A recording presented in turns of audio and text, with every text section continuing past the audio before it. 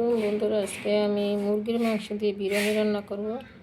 এই যে মাংস কেটে ধুয়ে পরিষ্কার করে রাখছি, আর হলো চিনি গুঁড়া, কলার চাল ধোলাই করে রাখছি পানিটা শুকানোর জন্য। আর এলো সিম্পল মশলা, আর এটা হলো প্যাকেটের মশলা। দেখেন কি ফাঁকি গেছে, কী মশলা আছে, তো এলাচি এই যে কোনো রকম এই হলো প্যাকেটে ছিল। আর এটার ভিতরে কী কী মশলা আছে বুঝতেছি না। এটা হলো গুঁড়া মশলা, প্যাকেটের মশলা, বিরিয়ানি মশলা, আর পেঁয়াজ। এই যে আমি কড়াইতে তেল দিয়ে দিচ্ছি। মাংসটা আগে ভুনা করে নেব আলাদা করে। এবার পেঁয়াজ দিয়ে দিচ্ছি।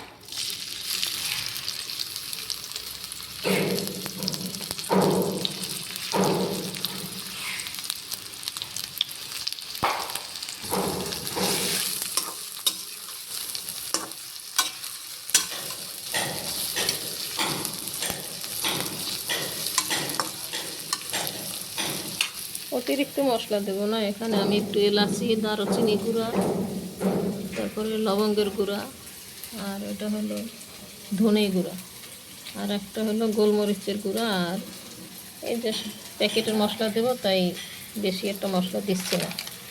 এখানে দারচিনি আছে মোটামুটি, কিন্তু বাকি মশলা যেহেতু নাই তাই একটু মশলা দেবো, এই প্যাকেটের মশলাটা দেবো। এই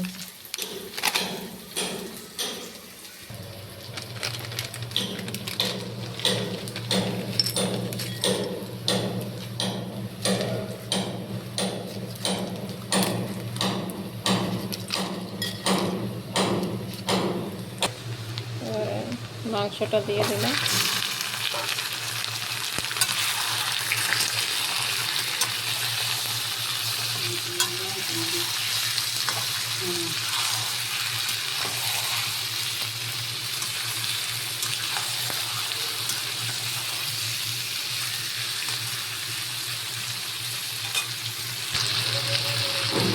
মশলাটা একটু ধোলাই করে নিলাম।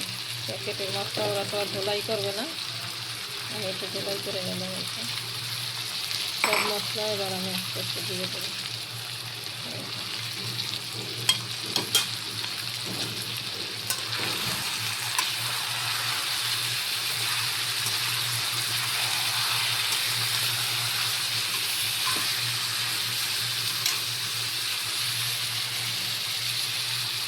এটা হলো আদা আর রসুন বাটা।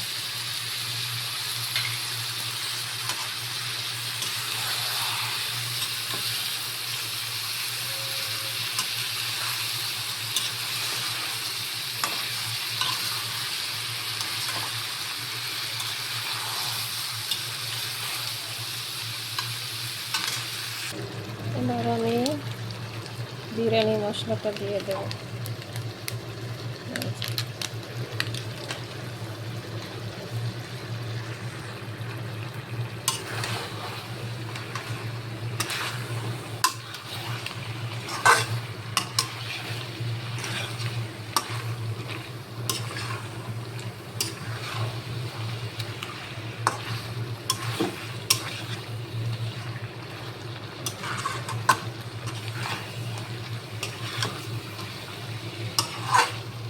আমার এই রেসিপিতে বিরিয়ানি মাশাআল্লাহ অনেক মজা হয়। পুরান ঢাকা তো দূরের কথা, বাহিরের যে কোনো রেস্টুরেন্টের চেয়ে আমার বিরিয়ানিটা মাশাআল্লাহ অনেক মজা হয়।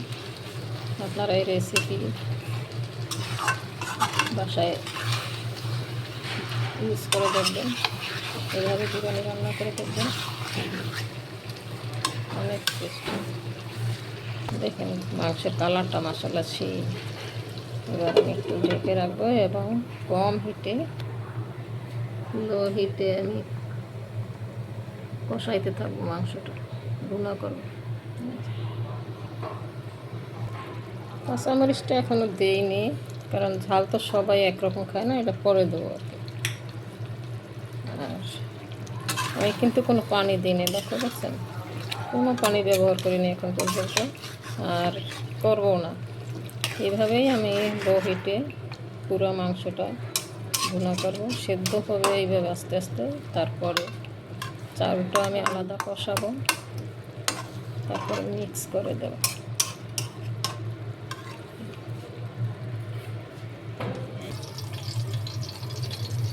একটু আলু দেবো, বিরিয়ানির আলুটা কিন্তু বেশ মজা হয়। আলুটা আমি আলাদা ভেজে নেব, শুধু একটু লবণ দিয়ে তেলের উপর আলাদা ভেজে নেব, তারপরে মাংসের সাথে মিক্স করে দেবো।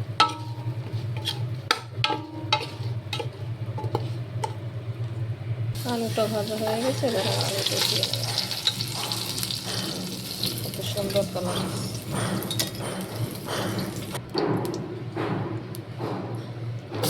দিয়ে দিলাম, ধোলাই করে রাখা পোলাও চালটা দিয়ে দেবো। হালকা মশলা দিলাম, যে এলাচি, দারচিনি আর একটু তেজপাতা।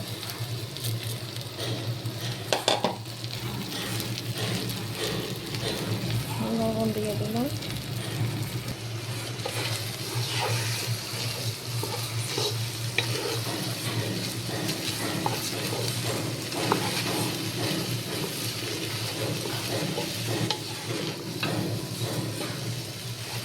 এবং ভালোভাবে কিছুক্ষণ কষিয়ে নেব। যখন চালটা ঝরঝরে হয়ে যাবে তখন আমি পানি দিয়ে দেবো পরিমাণ মতো। আমার এই রেসিপিটা আপনারা ট্রাই করতে পারেন, আলহামদুলিল্লাহ অনেক মজা হয় আমার বিরিয়ানি। এটা আমার নিজের পার্সোনাল রেসিপি। এবার ঢেকে দেব। একটু রসুন বাটা, একটু আদা বাটা,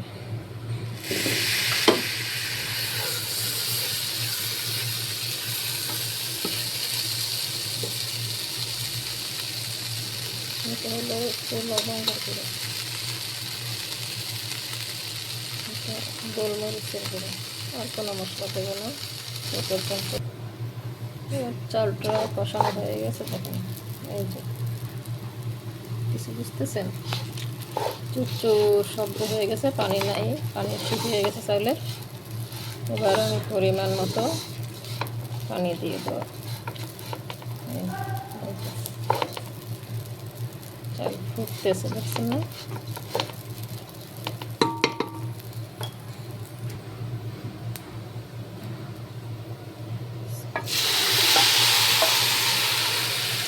আরেকটু দরকার, 1 কেজি চাল আছে এখানে, 1 কেজি চিনি গুঁড়া চাল, আর মাংস 1 কেজির বেশি হবে। পানির পরিমাণটা আপনি এভাবে দেখতে পারেন। এই যে পানি ঠিক আছে। এবার আমি আগুনটা কিন্তু একটু বাড়িয়ে দিয়েছি, না ফোটা পর্যন্ত আগুনটা ফুল আছে। এবার ঢেকে দেব।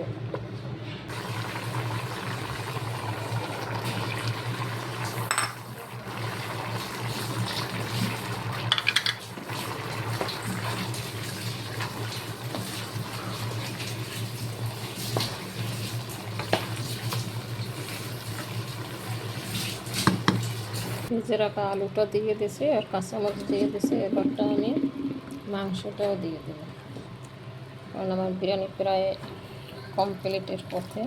আবার বড়িতে দিয়ে রাখছি, এখন আর আগুন বাড়াতে হবে না, এইভাবে আস্তে আস্তে। এই ছিল আজকের আমার বিরিয়ানির রেসিপি। এবার আমি মিক্স করে দিচ্ছি মাংসটা। আগুন কিন্তু একেবারে লো হিটে, জাস্ট তাপ লাগতেছে।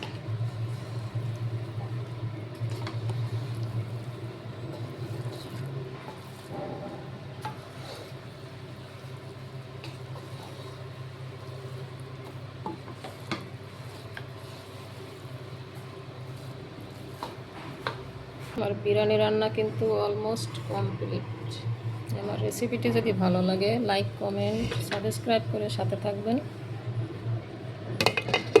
এই যে আজকের আমার এই রেসিপিটা যদি আপনাদের ভালো লাগে জানাবেন। এভাবে কিছু সময় আর আমি ঢেকে রাখবো। বাস, আসসালামু আলাইকুম।